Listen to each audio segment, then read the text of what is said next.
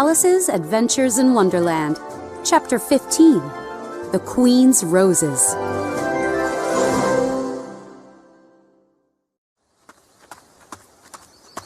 Walking through the woods, Alice noticed a tree with a door in its trunk.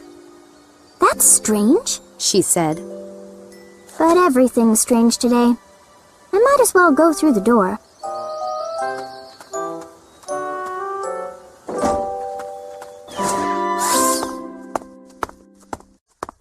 Alice soon found herself in the hall with the glass table. "Oh, I'm back here again. Let's see if I can do things in the right order this time."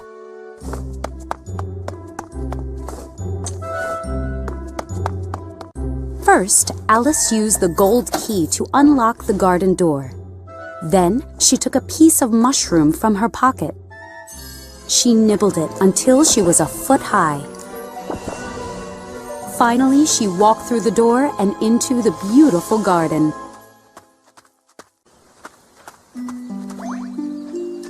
A large rose bush stood near the entrance. Its flowers were white, but 3 gardeners were busy painting them red. The gardeners wore outfits that looked like playing cards. Alice noticed that they were the 2, 5, and 7 of spades. "Be careful, 5, 2 said. "You're splashing paint on me." "I couldn't help it." 5 said.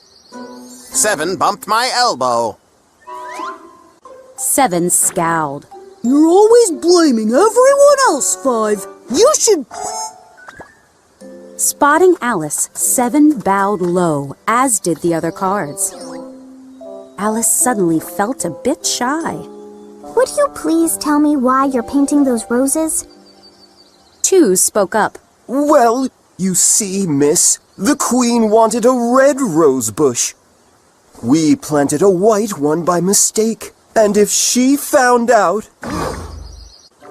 "She'd cut off our heads," 7 said. 5 was looking anxiously around the garden. The Queen! The Queen! He shouted. All 3 cards instantly threw themselves on the ground, face down. Alice looked up to see a parade. First came 10 soldiers. Their outfits were shaped like playing cards too, but they had clubs instead of spades. Next came 10 royal children, whose outfits had hearts. After that came some others. "There's the White Rabbit," Alice said. He seemed quite nervous and didn't notice her as he passed. Then came the Knave of Hearts, followed by his parents, the King and Queen of Hearts. When the King and Queen reached Alice, they stopped. Everyone else stopped too, turning to stare at her. "Who are you?" the Queen demanded. "My name is Alice," She said aloud in a polite voice. But to herself she said, "They're only a pack of cards. There's no need to be afraid of them." The Queen noticed the 3 gardeners. Their backs matched those of her soldiers and her children. "And who are these people?" "How should I know?" Alice said, surprised at her own courage. Turning bright red, the Queen screamed, "Off with her head!" "Nonsense!" Alice said loudly. The Queen went silent, but she still looked angry. The King put his hand on the Queen's arm. "She's only a child," he said. "Get up!" The Queen screamed at the gardeners. The 3 gardeners popped up and began bowing to everyone at once. "Stop that! You're making me dizzy!" the Queen shouted. She pointed to the rose bush. "What's going on here?" "We're trying..." 2 began. "I can see that! Off with their heads!" the Queen shouted. And the parade began to move again. Terrified, the gardeners ran to Alice for protection. I won't let the soldiers hurt you, she said. Alice quickly hid them in a flower pot while the soldiers searched high and low. Are their heads off? The Queen shouted back at the soldiers. Of course, Your Majesty! The soldiers replied. Giving up their search, they joined the end of the parade. The Queen shouted over her shoulder to Alice. Can you play croquet? Alice was surprised, but she replied. Yes. Then come with us, the Queen called, and Alice joined the parade.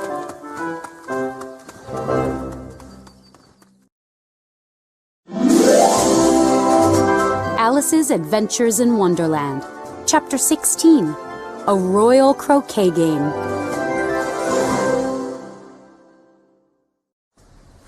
When the Queen's parade reached the croquet lawn, Alice heard a soft voice beside her.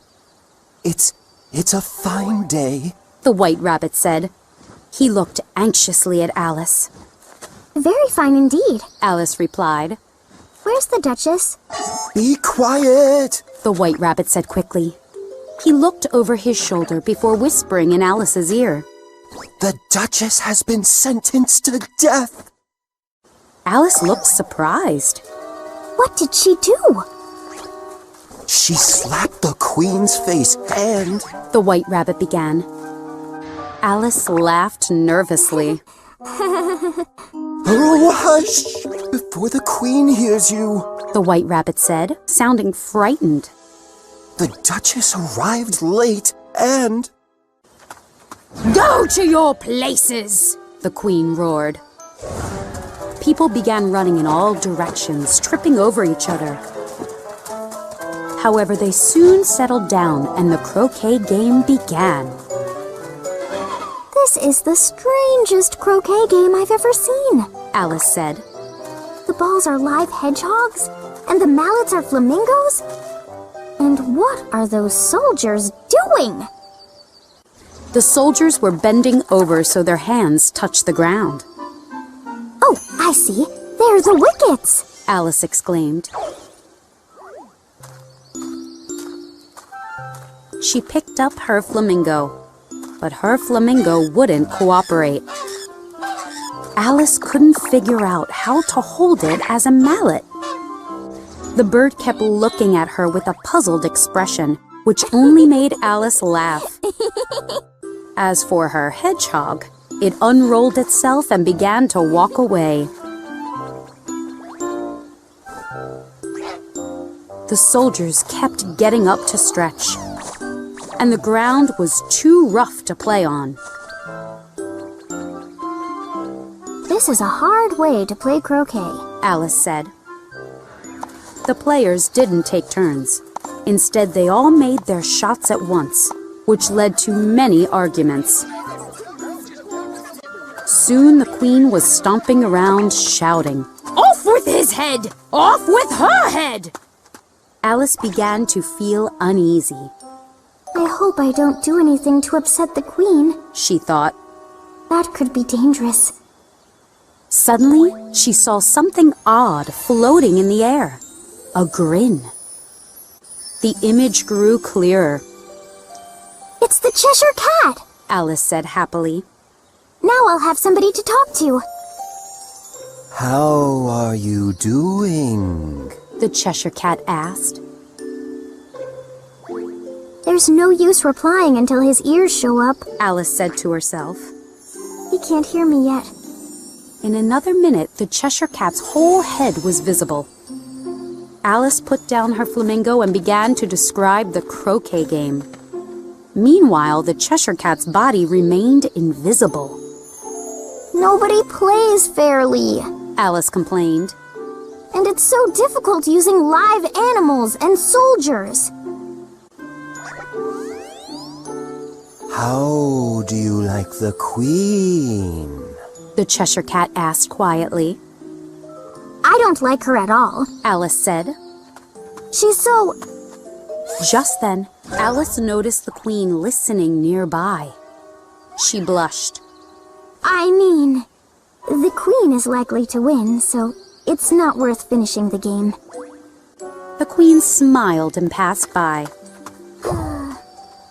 As Alice continued to talk, the king approached and stared at the Cheshire Cat's head. Who are you talking to? The king asked Alice. This is a good friend of mine, the Cheshire Cat. She said. Let me introduce you. I don't like the look of that cat at all. He must be removed at once. The king called out to the queen. My dear, please have this cat removed. The queen had only one way of dealing with problems, large or small. Off with his head! She cried. The king went to fetch the executioner.